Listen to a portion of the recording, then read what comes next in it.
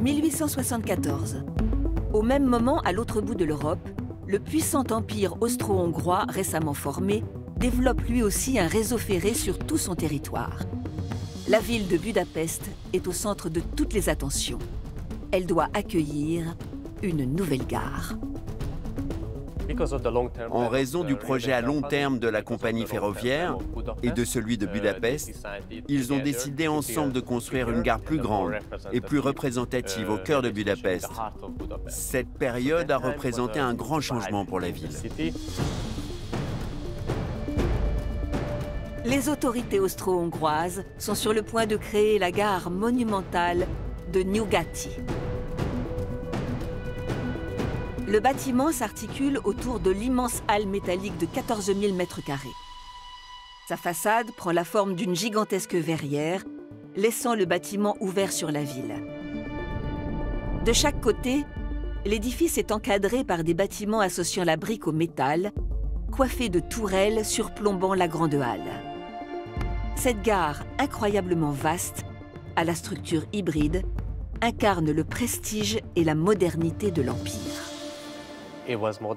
C'était moderne, totalement nouveau et innovant.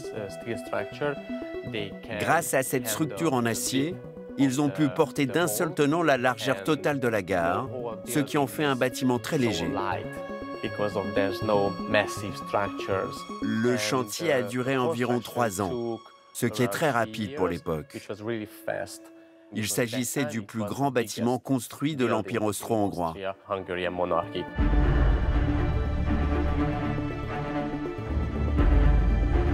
Pour parvenir à bâtir un tel monument, les pouvoirs publics font appel aux meilleurs et l'entreprise Eiffel répond présente. Mais cette fois-ci, elle ne va pas dessiner l'édifice, mais le réaliser. Au-delà des gigantesques parties métalliques au cœur de son activité et produite en France, Eiffel doit superviser tous les aspects de la construction. Les maçonneries, les structures en briques qui encadrent la halle, ainsi que les décorations et les ornements qui parcourent les murs. La gare de Pest marque le couronnement de sa carrière d'entreprise générale et qui montre aussi sa capacité, au fond, à prendre en charge des chantiers sans doute plus complexes, plus variés en tous les cas, plus diversifiés que des simples chantiers d'éléments de charpente métallique. Après la réussite de la gare de Budapest, c'est une nouvelle ère qui s'ouvre pour les constructions métalliques. Le fer n'est plus simplement réservé aux rails et à ses infrastructures. Il dessine un nouveau style architectural. Pour Eiffel et son entreprise, c'est l'occasion de participer à des réalisations toujours plus prestigieuses. En 1876, débute la construction du siège parisien du Crédit Lyonnais. Un édifice monumental, destiné à montrer la puissance financière de la banque lyonnaise au cœur de la capitale.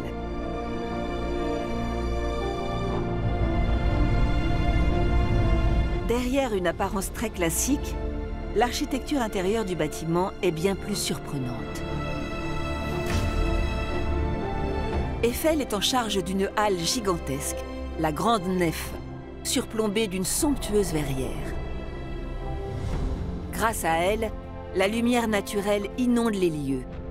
L'ensemble est parcouru de coursives en fer orné, desservant des bureaux à l'époque entièrement ouverts. Une réalisation à la pointe de la modernité.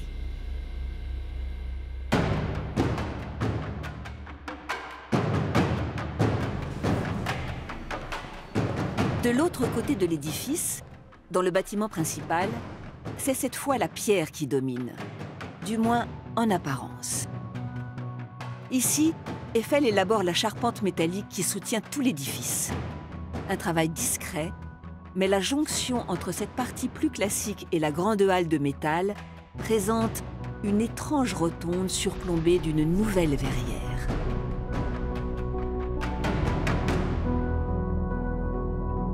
Ce que je trouve magnifique dans cet espace, c'est que cette forme circulaire est pas si fréquente en fait, et elle a un rôle fonctionnel de marquer l'articulation entre l'axe du bâtiment principal et l'axe de la grande nef qui se trouve derrière, qui était vraiment de biais par rapport au bâtiment principal.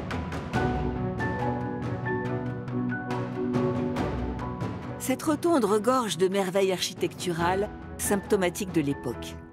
Le double escalier monumental se dresse au milieu de la rotonde, séparé du reste du bâtiment.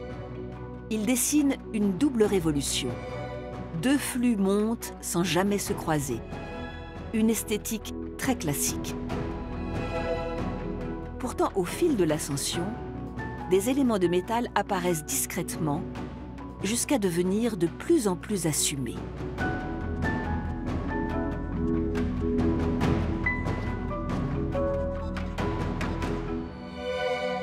Ici, c'est intéressant parce qu'on arrive à la jonction en fait, de la partie en pierre, la partie métallique. La partie en pierre qui symbolise l'architecture noble, qui exprime aussi le statut de cette banque, de cette grande banque. Et puis la partie métallique qui est très soigneusement traitée, qui est visible, qui est un peu annexe, qui prolonge au fond cet espace de l'escalier, qui est magnifique, et qui en même temps va aller rejoindre la verrière métallique. Et donc là, on arrive à cette intégration savante des deux, comme si le métal avait trouvé aussi des lettres de noblesse qui lui sont propres et qui viennent compléter celles de la maçonnerie, qui viennent exprimer aussi une modernité technique qui est maintenant pleinement assumée. La modernité portée par le fer apparaît un peu plus à chaque marche. Au sommet, la verrière de la rotonde parachève l'intégralité de l'œuvre.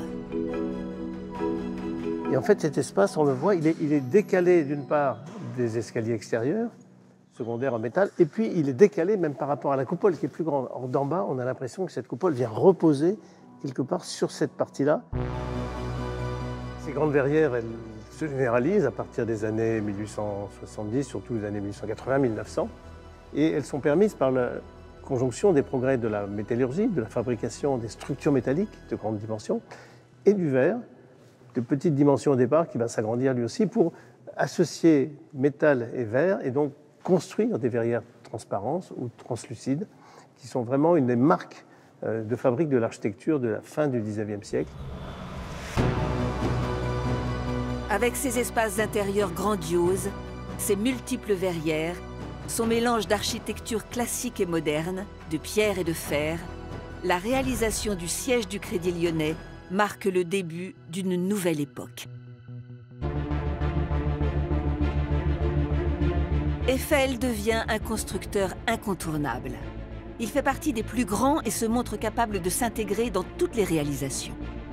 Désormais, c'est à lui qu'on s'adresse pour les programmes les plus exigeants, en Europe, mais aussi de l'autre côté de l'Atlantique. Alors que la construction du Crédit Lyonnais n'est pas encore achevée, Eiffel est appelé sur un projet unique, de la plus haute importance diplomatique. La France s'apprête à offrir une statue colossale aux États-Unis d'Amérique.